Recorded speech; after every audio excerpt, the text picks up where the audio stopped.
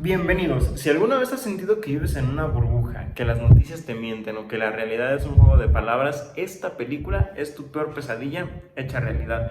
Hoy vamos a desentrañar Colmillos, la joya perturbadora del director griego Yorgos Lanthimos. Esta no es una historia de terror de monstruos, sino de terror psicológico familiar. En 15 minutos te voy a demostrar cómo una familia burguesa se convierte en una secta totalitaria y cómo dos escenas clave, la del baile ridículo y la del diente roto, son las que nos enseñan el precio real de la libertad. Lo que vamos a analizar es una cárcel sin rejas, un experimento social brutal. Para entender por qué esta película es tan relevante hoy, tenemos que meternos de lleno en su atmósfera fría, empezando por la primera grieta en su muro perfecto, el baile prohibido. Imagina un gran jardín, una piscina, una casa impecable, todo muy bonito, pero cercado por un muro alto. La cámara siempre está fría, fija, como si fuera un guardia viendo por un agujero, haz de cuenta. Esa es la composición visual de Colmillos, nos hace sentir distantes, casi como si estuviéramos observando un insecto en un terrario, haz de cuenta. En la segunda mitad de la película, el control se rompe. Las hijas consiguen cintas de VHS del mundo exterior gracias a Cristina, la guardia de seguridad. Esto introduce el virus del pop y de la cultura que el padre tanto teme.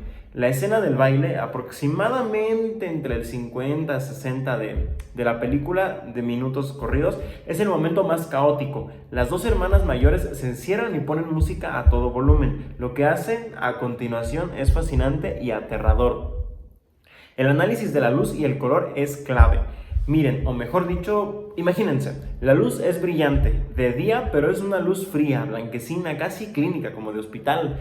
Esta contrasta violentamente con el frenesí del baile. La casa no permite emociones cálidas, ni siquiera en un momento de supuesta diversión. Y ahora el acto en sí. El baile pues es rígido, brutal, torpe. Las hijas se mueven una agresividad inquietante entre ellas, no es sensual para nada, es como mecánico, casi militar, parece que se van a golpear entre ellas. Esto nos demuestra que su educación social y sexual está totalmente deformada. Ellas están imitando el concepto de la libertad, pero no saben cómo sentirla y cómo expresarla. Eso es horrible. Sus cuerpos filmados con esa frialdad quirúrgica del director griego Lanthimos son herramientas no de vehículos de emoción. El baile es una prueba de que aunque el padre les controla la mente con palabras falsas, recordemos que el mar es un sillón, la escopeta es un pájaro, no pudo controlar el impulso natural hacia el ritmo y la autoexpresión. Cuando el padre las descubre, su reacción es el miedo del totalitario. El baile es peligroso porque genera una identidad individual. Y aquí no sé por qué me acordé un poco de la canción de este grupo chileno, Los Prisioneros, la del baile de los que sobran, pues como que tiene algo que ver, ¿no? Tiene una cierta relación que a fin de cuentas es como antidictadura o antitotalitarismo en este caso. Bueno, pues castigar el baile con el castigo físico es un acto arbitrario que refuerza su control del padre. Todo lo que viene de afuera que nos haga sentir libres o diferentes es peligroso y será destruido. El baile no es solo un baile, es un intento de escape que es aplastado por la disciplina del hogar, pero la semilla de la rebelión ya fue plantada. El incidente del colmillo, el cual se puede decir que es el precio de la libertad. La rebelión pasa de ser un baile a ser un acto de automutilación. Para el padre, la condición para que los hijos salgan de la casa es que les caiga el colmillito, se les caiga el colmillito. Es una condición de madurez fraudulenta para la hija mayor. El colmillo se convierte en un símbolo físico de supresión.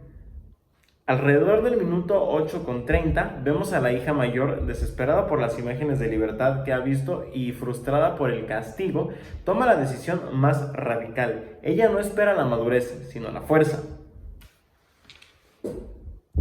Aquí, la fotografía cambia de una forma sutil pero impactante. A diferencia de ese plano fijo y distante del baile, Lanthimos nos acerca. La cámara utiliza un primer plano, algo así como un close-up, nos obliga a ver a detalle y sentir la tensión. La cámara finalmente entra en el espacio íntimo del personaje para registrar la determinación y el dolor.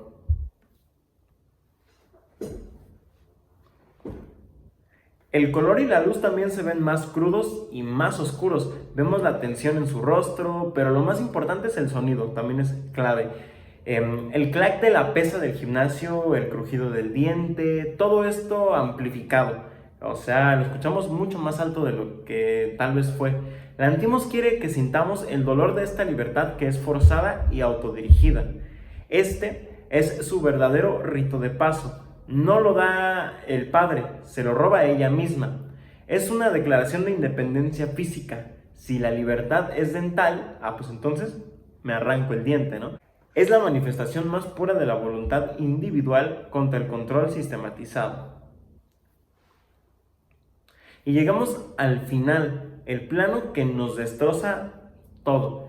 Alrededor del minuto 12:30, después de su automutilación, se esconde en el maletero del coche del padre. La composición visual nos muestra un espacio limitado y claustrofóbico, te hace sentir pues esa tensión que estás ahí dentro del coche. Ella ha alcanzado la libertad según las reglas del padre, pero esa libertad es solo otro tipo de encierro, o sea que el maletero se cierra, o sea, la cajuela. Lantimos nos deja preguntando, ¿la libertad es solo cambiar de jaula? Y también, pues por algo existe esa frase famosa, ¿no? Que aunque sea de oro, la jaula no deja de ser prisión. El director dijo que la película es sobre los padres que educan a sus hijos en el miedo al gato zombie, que pues es el peligro, representado por el peligro, es lo que mantiene el sistema. La hija mayor es la primera en decidir que el miedo al exterior es menor que el miedo a la permanencia y por eso rompe su propio cuerpo para salir. Pero ¿por qué un colmillo? Si lo pensamos bien, el colmillo o el dog tooth, como es el otro nombre de la película, es la característica que nos conecta con el animal, con lo salvaje, con la naturaleza no domesticada. El padre quería que ellos fueran animales domésticos, dóciles. Al caer su colmillo, ¿está ella finalmente dejando de ser un perro obediente o está asumiendo su parte más agresiva y salvaje para sobrevivir? Ella escupe la sangre y el diente. El cuerpo ya no pertenece al sistema. La expulsión del paradigma familiar. La ineficiencia del control total. Aquí es donde el análisis se profundiza. El padre controló el lenguaje, ese diccionario falso, el conocimiento, que son las cintas, y el deseo, la sexualidad mecánica e incluso el miedo, que es el gato zombie. Pero falló en una cosa, el deseo de lo desconocido. La hija mayor no se revela por amor o por ira, se revela por una curiosidad intelectual que el sistema no pudo erradicar. Es el fracaso del adoctrinamiento total, la máscara de la madre. Mientras la hija mayor sufre, la madre sigue siendo la cómplice silenciosa. Su inacción es tan terrorífica como la tiranía del padre. Ella perpetúa las mentiras, ella juega los juegos absurdos. Su papel es un reflejo de cómo la sociedad entera puede volverse cómplice pasiva de un régimen opresivo simplemente por comodidad o sumisión. Ella sacrifica la verdad por el mantenimiento de la estructura familiar. El hermano y la hermana menor. Los adaptados. ¿Y qué pasa con los otros? El hermano es la figura de la conformidad privilegiada. Él acepta el sistema porque obtiene una recompensa, el sexo con Cristina. No obtiene motivos para la rebelión. La hermana menor es el producto perfecto del adoctrinamiento. Todavía juega a ser un animal, incapaz de la rebeldía de su hermana mayor. Lantimos nos muestra las tres respuestas humanas al totalitarismo. La rebeldía por un lado, la conformidad privilegiada y la sumisión absoluta. Esas son las tres maneras en las que un humano puede lidiar con una doctrina tan marcada. La filosofía del autosacrificio y la trascendencia.